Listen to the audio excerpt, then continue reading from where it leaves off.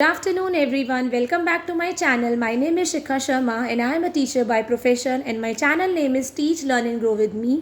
तो आज ये वीडियो मैं उन सारे स्टूडेंट्स के लिए, उन सारे कैंडिडेट्स के लिए बना रही हूँ जो एयरफोर्स के फॉर्म के लिए अप्लाई करने वाले हैं या कर चुके हैं और वो अभी they are waiting for the return test. क्योंकि एयरफोर्स की जो वैकेंसी होती है स्कूल की, हर ईयरली आपने देखा होगा कॉन्ट्रैक्चुअल बेसिस पे आती रहती है एंड रेगुलर पोस्ट भी आती है कभी कभी। तो ये बात 2021 की है जब एयरफोर्स स्कूल में मैंने अप्लाई किया था। वैकेंसीज तो थी बहुत कम थी पर मैंने टीजीटी केमिस्ट्री के लिए अप्लाई किया था। इतने सारे स्टूडेंट्स में बहुत सारे फॉर्म फिलअप हुए थे। उसमें 350 बच्चों का सिलेक्शन हुआ था फॉर रिटर्न टेस्ट जिसमें मेरा भी नाम था। इतनी मुझे उम्मीद थी कि हाँ रिटर्न टेस्ट के लिए मेरा नाम ज़रूर आएगा, चाहे मैं क्वालिफाई करूँ या ना करूँ। तो रिटर्न टेस्ट के लिए मेरा नाम आया। आफ्टर दैट फिर क्या हुआ, मैं रिटर्न टेस्ट के लिए गई थोड़े दिन के बाद, हफ्ते 10 दिन का उन लोगों ने टाइम दिया था। मैंने दिन रात मेहनत करी उसके लिए। हर जगह मेरा फ़ोन से मैंने मदद करी, पर मैंने यूट्यूब पे कितना सर्च किया कि मुझे एटलीस्ट एयरफोर्स के रिटर्न टेस्ट का पैटर्न मिल जाए, पर मुझे कहीं पे भी नहीं मिला। जब मैं एयरफोर्स टाइप कर रही थी तो उसमें आर्मी स्कूल का क्वेश्चन पेपर आ रहा था और आर्मी स्कूल का थोड़ा डिफरेंट होता है, एयरफोर्स का तो एंटायरली डिफरेंट होता है। तो आप लोगों को बहुत हेल्प मिलने वाली है इस वीडियो से जो एयरफोर्स का एग्ज़ाम देने वाले हैं। एयरफोर्स का जो एग्ज़ाम होता है वो 2 पार्ट्स में डिवाइडेड होता है। जो पार्ट ए होगा उसमें पूरे जीके के क्वेश्चंस होंगे, आपके जीके के होंगे और थोड़ा एनईपी से रिलेटेड होंगे।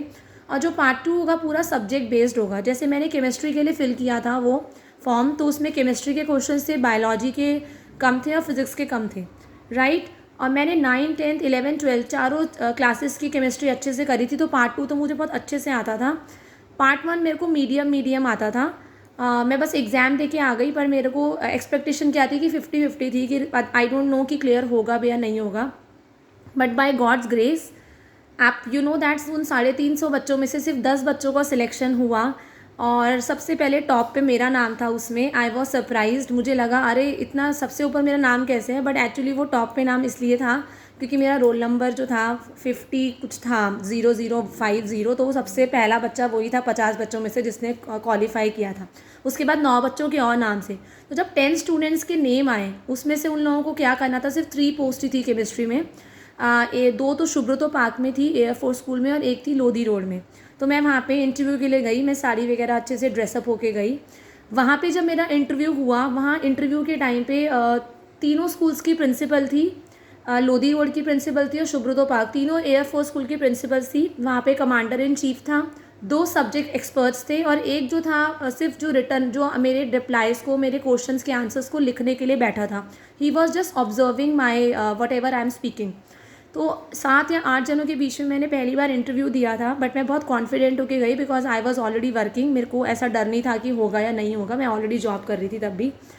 तो सबसे पहले वहाँ पे जो कमांडर इन चीफ थे उन्होंने ही क्वेश्चन किया, इंट्रोडक्शन पूछा मुझसे और पूछा कि आप तो रोहिणी में रह रहे हो, यहाँ पे आने में बहुत ज़्यादा प्रॉब्लम होगी। मैंने अच्छे से आंसर किया।